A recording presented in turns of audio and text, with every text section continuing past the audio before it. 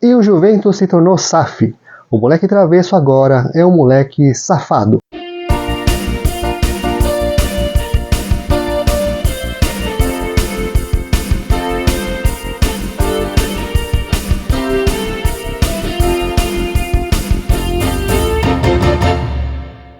Amigos e amigas ligadas no canal Manto Juventino, sejam bem-vindos a mais um vídeo.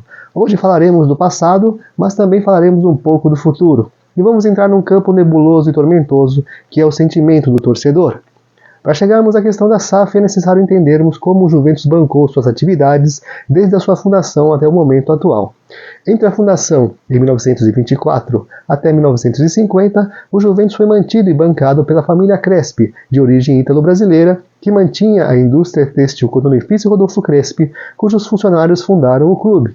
Essa situação perdurou, passando pela Revolução Constitucionalista de 1932, o fim do amadorismo no futebol e o início do profissionalismo no esporte, até chegar a um momento em que se concluiu que o custo era muito elevado e as finanças da fábrica já estavam combalidas, e o presidente do clube, Conde Adriano Crespi, acertou uma fusão com a Ponte Preta, que culminaria com a transferência do departamento de futebol do Moleque Travesso para Campinas e o encerramento dessa atividade no clube aqui da Moca. Porém, o Conselho Deliberativo da época vetou essa proposta, votando contra ela, o que causou o desligamento da família Crespi do clube. A partir desse momento, o Juventus teve que caminhar com as próprias pernas e buscar outras fontes de receita. Surgiu então o clube associativo. Com a venda de títulos patrimoniais para a construção da sede social, o Juventus sobreviveu e pôde se manter. O número de sócios cresceu e atingiu seu auge nos anos 70 e 80 do século passado, quando o Juventus chegou a ter mais de 100 mil sócios, sendo reconhecido como o clube com o maior número de sócios da América Latina por muitas fontes.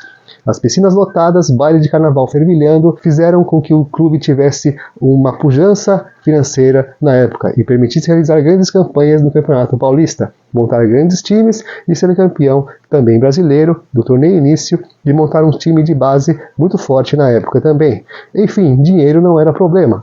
Mas a partir dos anos 90, os clubes associativos no Brasil começaram a entrar em declínio, por diversos motivos, desde a crise econômica que atingiu as famílias de classe média, o surgimento de condomínios com edifícios que têm equipamentos de lazer e a própria mudança de comportamento da população urbana, que passou a preferir passeios em shoppings, agora que o comércio podia ser aberto aos domingos, ao invés de ficar gastando a sua tarde de fim de semana numa piscina. O declínio dos clubes associativos no Brasil coincidiu também com o primeiro rebaixamento do Juventus no Campeonato Paulista após 39 anos, em 1993.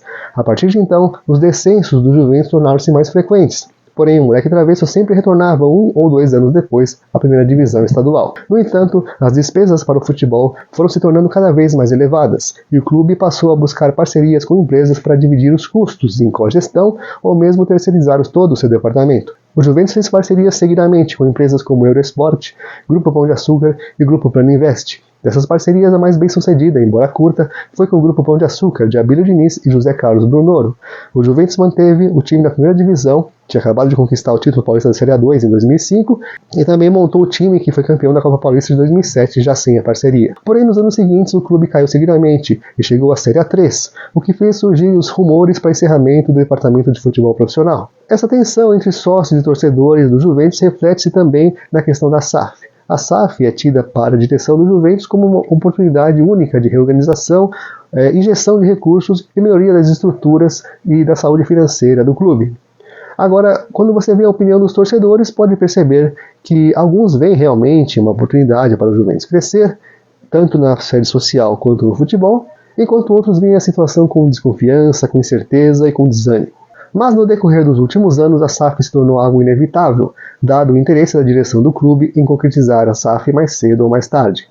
E essa novela cheia de especulações e reviravoltas parece que chegou ao fim na tarde de ontem, dia 28, com a aprovação em Assembleia Geral pelos associados do Juventus da proposta do consórcio Contea, Reag e PIP Sports Management. O projeto vencedor, que envolve o italiano Federico Pastorello e o brasileiro Claudio Fiorito, afirma ter escolhido o Juventus para investir em razão da ancestralidade italiana e a ligação com o bairro da Moca, e assim eles se comprometem a manter esses laços comunitários. Mas a SAF poderá modificar radicalmente a experiência de se acompanhar o time de futebol do Juventus. O torcedor que acompanha o Juventus de perto e frequenta a Rua Javari está acostumado a determinadas pessoas, figuras, elementos, personagens que frequentam ali, que circulam dentro do estádio Conde Rodolfo Crespi e fazem parte do ambiente de cenário do estádio. Talvez eles não sejam mais vistos. O estádio, embora seja tombado, também deverá ser alvo de reformas que certamente modificarão muito a experiência de assistir jogos lá, inclusive alterando elementos que caracterizam o estádio Conde Rodolfo Crespi como um palco do futebol raiz. E quanto ao torcedor?